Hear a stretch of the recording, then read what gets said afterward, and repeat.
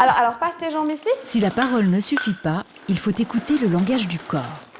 Voilà. Les expériences corporelles, en relation avec la vie affective, sont à la base du développement. Ouais. Léa, thérapeute en psychomotricité, aide les enfants à retrouver leur équilibre pour mieux se construire.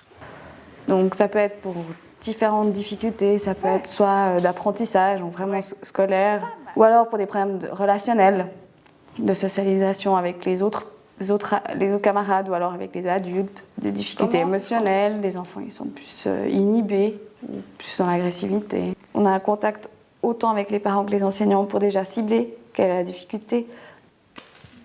Après une période d'observation, Léa établit un bilan et propose des activités qui permettent d'atténuer, voire de guérir certains troubles. Voilà. Comme pour sa petite patiente qui présente une tension générale de son corps qui l'empêche de se détendre complètement. Tu montes de ce côté-là, après tu dois tourner et descendre là. À cause de ces tensions, elle avait des difficultés d'équilibre, de coordination ou un manque d'aisance aussi dû à son physique qui est quand même plutôt fin. Rapproche-toi, t'es loin, voilà. Et comme le corps est quand même relié au psychisme, on a pu voir que c'était aussi un manque de confiance qui faisait qu'elle était aussi beaucoup dans le contrôle corporel, moi aussi. Le jeu est un moyen dont se sert Léa pour aider les enfants. Ensemble, ils explorent de nouveaux comportements ou exercent certains déroulements du mouvement. Je pense qu'elle a évolué parce qu'elle s'est détendue aussi dans la relation, ce qui n'était pas le cas avant.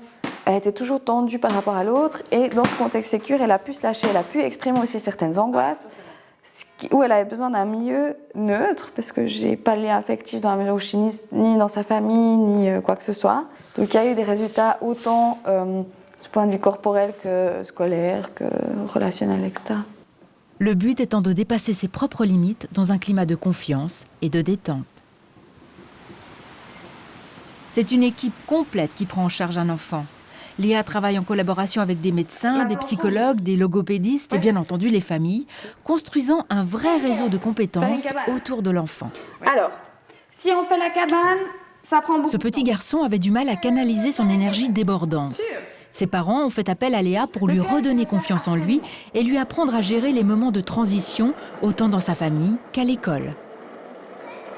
C'était du débordement total, il n'arrivait absolument pas à se contenir, à gérer son énergie. Mais son énergie, c'était parce qu'il n'arrivait pas à gérer l'émotion, il n'arrivait pas à gérer la séparation, la faim.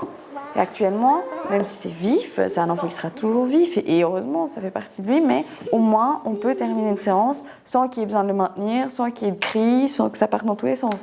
Donc il y a une évolution. Et s'il y a une évolution dans un contexte qui peut être la salle de psychomotricité, ça va se répandre à l'extérieur. Tu crois que ça va tenir? On verra. Alterner les moments de jeu et de relaxation, Ouais.